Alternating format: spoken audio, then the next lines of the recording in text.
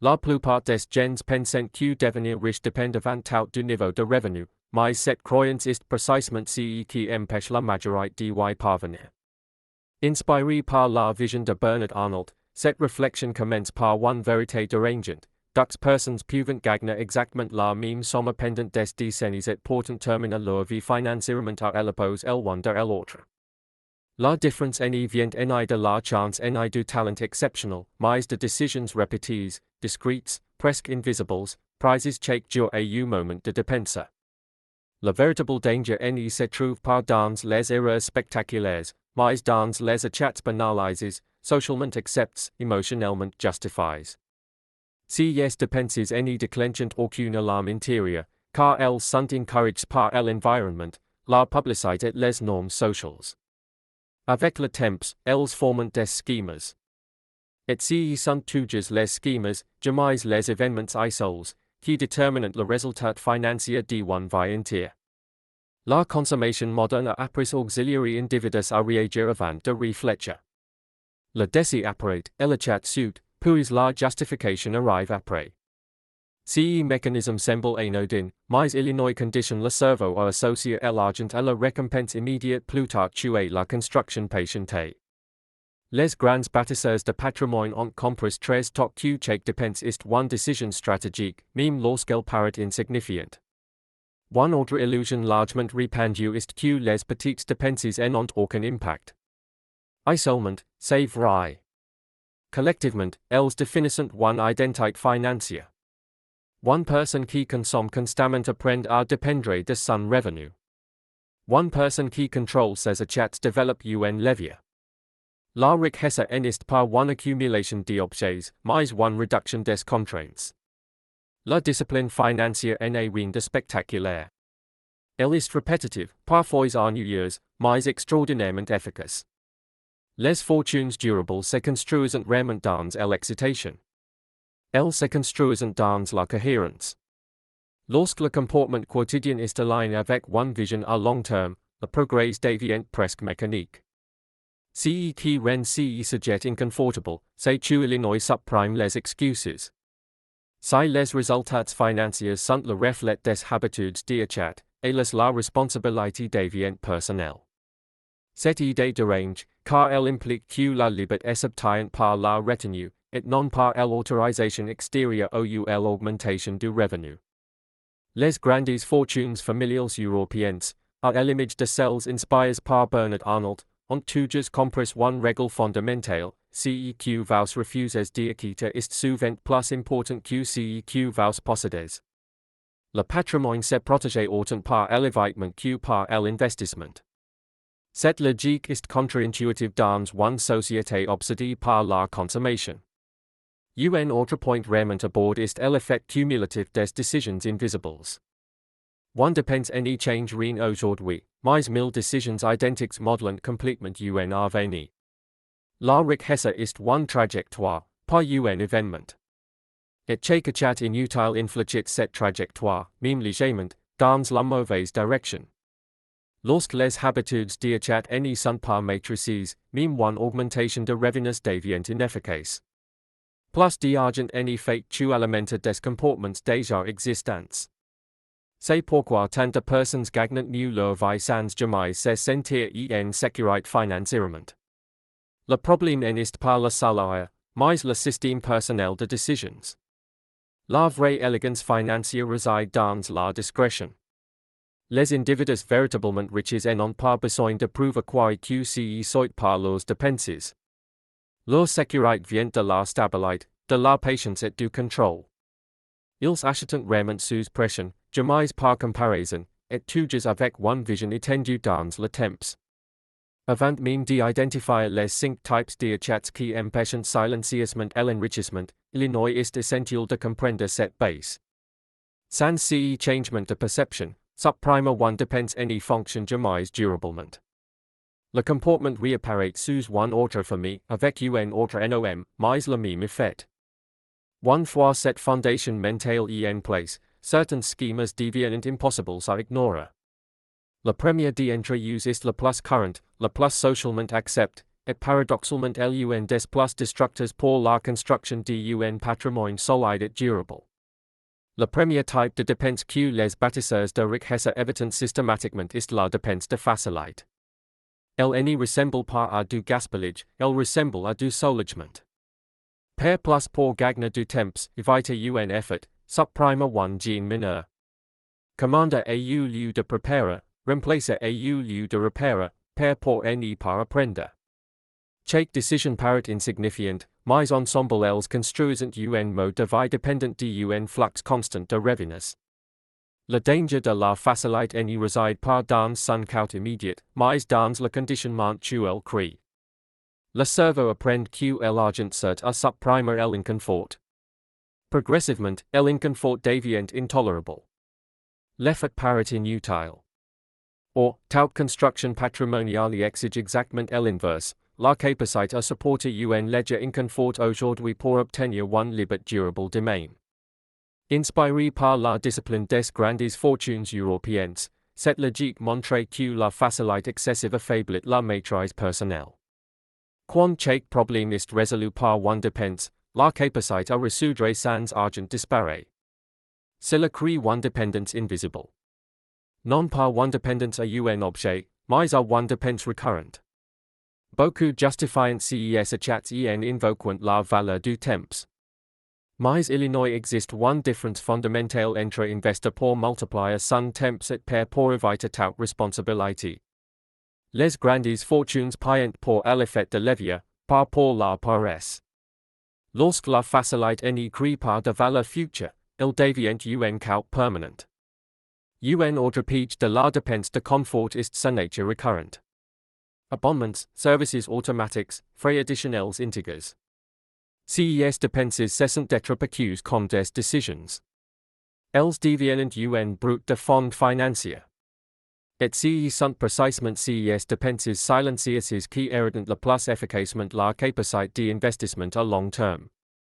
La facilité élimine aussi la friction. Or, la friction est un garde-fou. Lorsqu'un acte demande un effort, le cerveau réfléchit.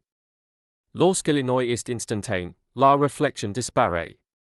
Les personnes qui construisent un patrimoine protègent volontairement cette friction dans leurs décisions financières, car elles empêchent l'achat impulsif de gains en praticité.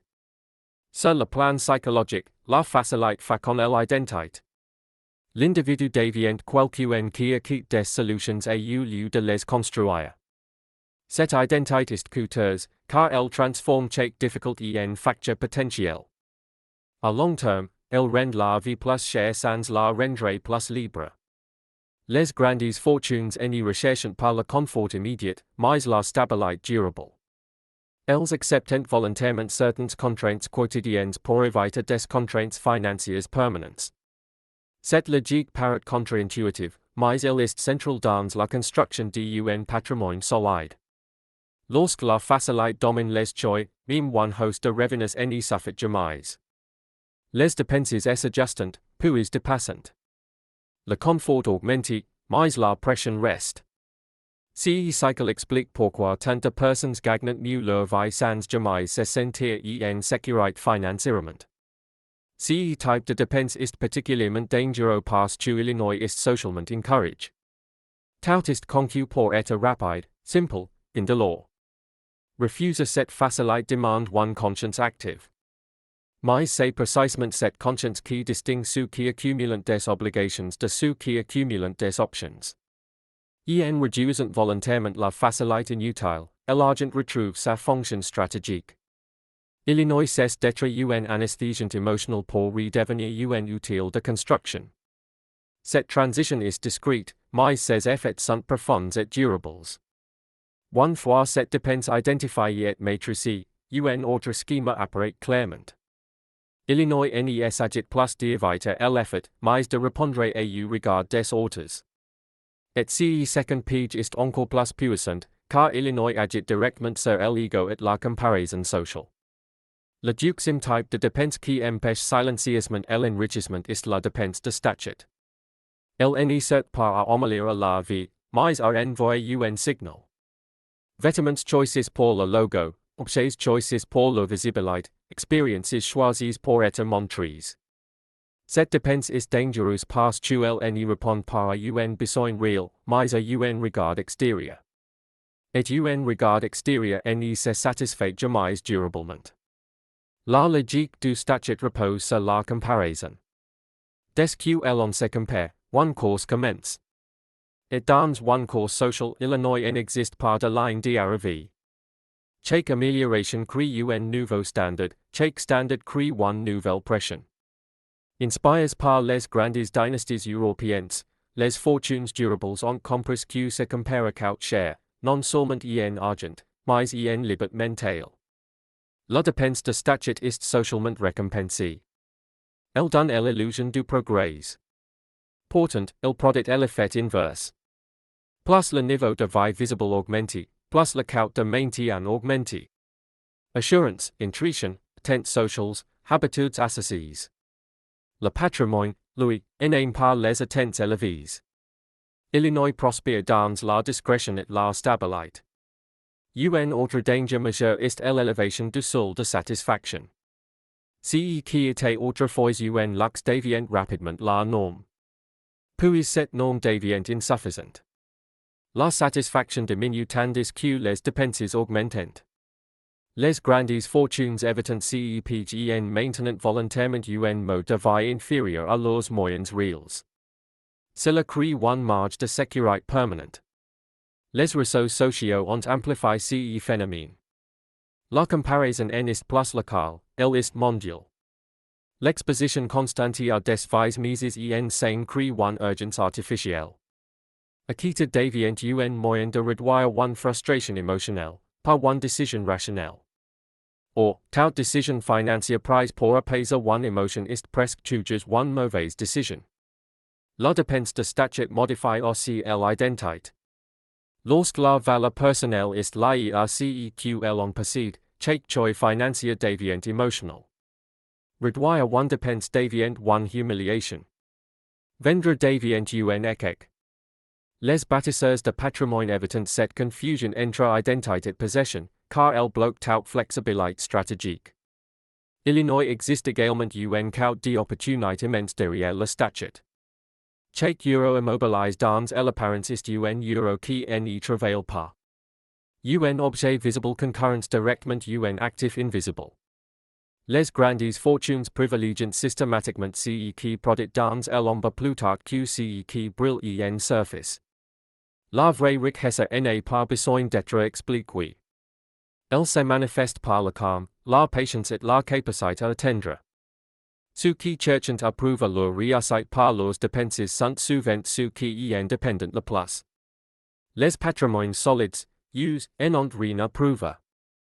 Dans les fameuses fortunes, la discrétion n'est pas une posture, c'est une stratégie. Elle protège le capital, réduit les pressions extérieures et permet une vision à long terme. Le statut, au contraire, attire l'attention, les attentes et les risques. Lorsque la dépense de statut est éliminée, la clarté financière augmente immédiatement. Les décisions deviennent plus simples.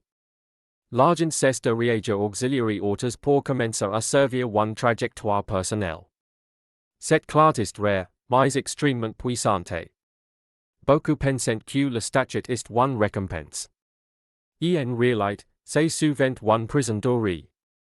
Elle oblige à maintenir un niveau de dépenses constant pour conserver une image. Le patrimoine, lui, cherche exactement l'inverse, réduire les obligations pour augmenter les options. Une fois libre de la comparaison, un autre page devient visible. Illinois n'y concerne plus l'image, mais la normalité. Une famille de dépenses s'est répandue elle semble inévitable, responsible et adulte.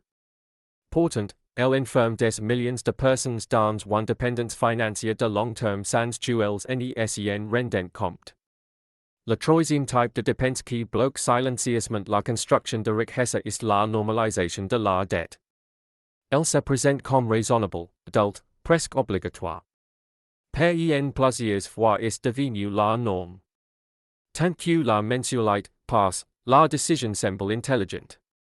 Mais cette logique inverse complètement la relation à l'argent. Any demande plus si chat ist pertinent, seulement Illinois ist supportable aujourd'hui. Le piège principal de la dette est tuel de place l'attention. Au lieu de regarder le coût total, on regarde le confort immédiat. Cette focalisation sur la mensualité anesthésie le jugement. Elle transforme one décision stratégique en simple adjustment budgétaire. Les bâtisseurs de patrimoine pensent en trajectoires, pas en échéances. Ils savent que ce qui est facile à payer aujourd'hui peut devenir lourd à porter demain. La dette retire quelque chose de plus précieux que l'argent, la flexibilité. One fois les engagements pris, les options disparaissent. Changer de travail devient risqué. Si c'est one opportunité devient stressante. Même prendre du recul devient coûteux. Les grandes fortunes privilégient la liberté de mouvement, car elles permettent de mieux décider dans l'incertitude. Un effet rarement évoqué est l'impact comportemental. La dette augmente la tolérance au stress. Elle pousse à accepter des situations médiocres simplement pour maintenir la stabilité.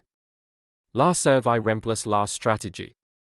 À long terme, cela enferme les individus dans des trajectoires choses mais limitées, exactement à l'opposé de la croissance patrimoniale. La dette donne aussi une illusion de progrès. Être approuvé crée un sentiment de validation.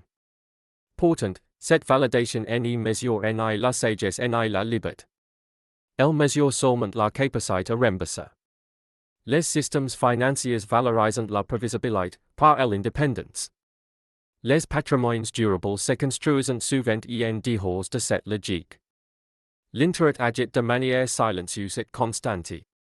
Con la capitalisation, mais en sens inverse. Au début, son effet semble faible. Avec le temps, Illinois devient dominant. Ce mécanisme transfère progressivement des ans de revenus futurs vers des achats passés. Les bâtisseurs de richesse veillent à ce que la capitalisation travaille toujours pour eux, jamais contre eux. La normalisation de la dette modifie aussi la perception du risque. Plus les obligations fixes sont élevées, plus l'aversion au risque augmente. Cela empêche l'innovation personnelle, l'entrepreneuriat, l'investissement audacieux. La dette ne bloque pas seulement l'argent, elle bloque le courage. Beaucoup pensent que la dette est inévitable. Les grandes fortunes pensent qu'elle doit être exceptionnelle. Elles la réservent à ce qui crée un levier réel, jamais à ce qui disparaît avec le temps. Cette distinction simple élimine une grande partie de la pression financière que la majorité accepte comme normale. Un autre danger est la dilution du futur. Chaque engagement reporte la liberté un peu plus loin. La vie devient une succession d'échéances à honorer. Le futur est consommé avant même d'y arriver. Le patrimoine, au contraire, protège le futur en limitant les promesses faites à l'avance. Lorsque la dette devient une habitude, même une hausse de revenus n'y libre pas. Les engagements augmentent avec le salaire. Le confort progresse, mais la dépendance reste. C'est ainsi qu'on peut gagner plus et se sentir toujours aussi contraint. Les familles patrimoniales enseignent très tôt que la dette n'est pas un outil de confort, mais un outil de stratégie. Elle doit produire plus qu'elle n'y coûte, sinon elle appauvrit lentement. Cette règle simple est rarement transmise, mais elle fait toute la différence sur plusieurs générations.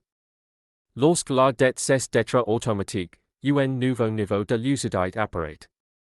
Certaines dépenses impliquent ni dette, ni statut, ni impulsion. Elles semblent même prudentes. Pourtant, elles préventent silencieusement l'avenir de son potentiel.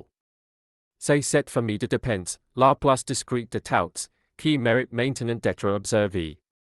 Le quatrième type de dépense qui freine silencieusement l'enrichissement est le coût d'opportunité. Elle n'est choque personne, car elle paraît rationnelle, mesurée, presque prudente. Illinois s'agit d'achats faits parce que l'argent est disponible, parce que cela fait sens, parce que l'objet est utile au lieu de bonne qualité. Pourtant, le véritable coût n'est pas ce qui est payé, mais ce qui ne pourra plus être construit avec ce capital. Le caute d'opportunités difficiles à percevoir parce que Illinois concerne un futur invisible. Lorsqu'elle en dépense, on obtient quelque chose de concret. Lorsqu'elle en investit pas, on renonce à quelque chose qui n'existera jamais. Le cerveau humain préfère la certitude immédiate à la possibilité différée. Les bâtisseurs de patrimoine apprennent à inverser ces réflexes en évaluant chaque euro selon ce que Illinois pourrait devenir avec le temps. Beaucoup confondent, per comptant, avec, faire un bon choix. Or, le mode de paiement n'a rien à voir avec l'intelligence financière. One dépense réglée en one fois peut être plus destructrice que un engagement réfléchi. Les grandes fortunes n'y demandent pas si elles peuvent quitter, mais si elles améliorent réellement leur position à long terme. Un page current est l'optimisation du confort. Améliorer légèrement ce qui fonctionne déjà, rechercher la version supérieure, plus rapide, plus agréable. Ces améliorations marginales donnent l'impression de progresser, mais elles consomment un capital qui aurait pu créer un levier durable. À partir d'un certain sol, le confort supplémentaire en augmente plus la liberté Illinois augmente seulement le coût de la vie.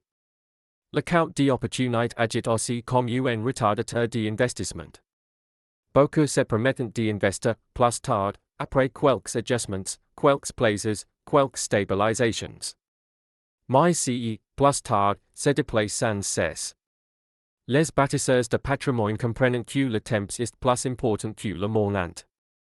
Commence tot, même modestement, fort mieux que attendre indéfiniment des conditions idéales. One autre illusion est celle de la prudence apparente. Certaines dépenses semblant responsables parce que elles réduisent un risque immédiat ou apportent un sentiment de sécurité. Pourtant, en immobilisant le capital, elles augmentent le risque futur en limitant les options. Le patrimoine se protège autant par la liquidité et la flexibilité que par la sécurité PQ. Les fameuses fortunes raisonnent en principes plutôt que en budgets. Les budgets négociant. Les principes protégent. Lorsque un principe est clair, par exemple, privilégier l'actif sur le confort, de nombreuses dépenses disparaissent sans effet. Sans principes, chaque décision devient une discussion intérieure, souvent perdue face à l'émotion. Le coût d'opportunité explique pourquoi des personnes financièrement stables en avancent jamais réellement. Leur argent circule, mais n'y travaille pas.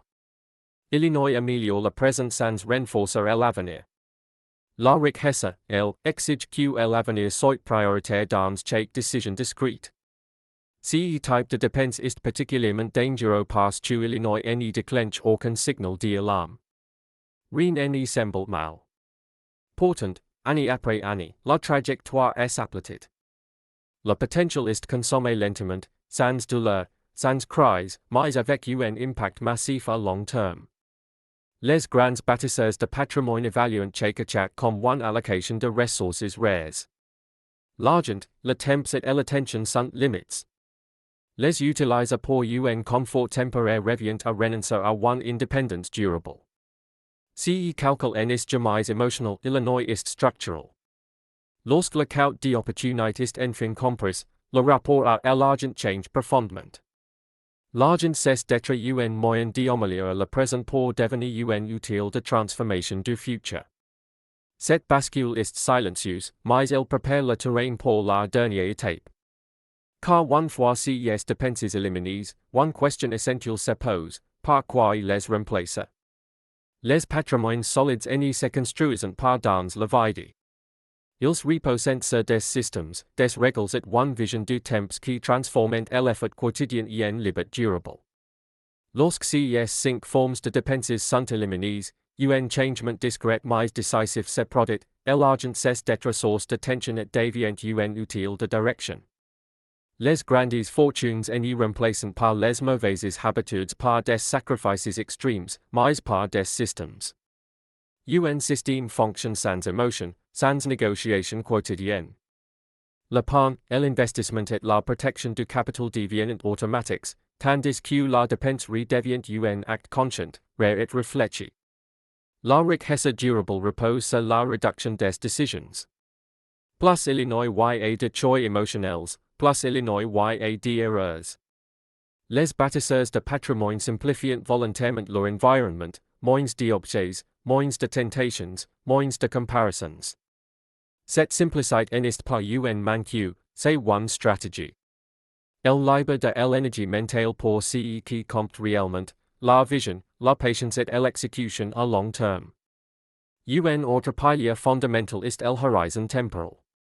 Les décisions financières les plus puissantes sont prises en pensant en décennies, pas en semaines.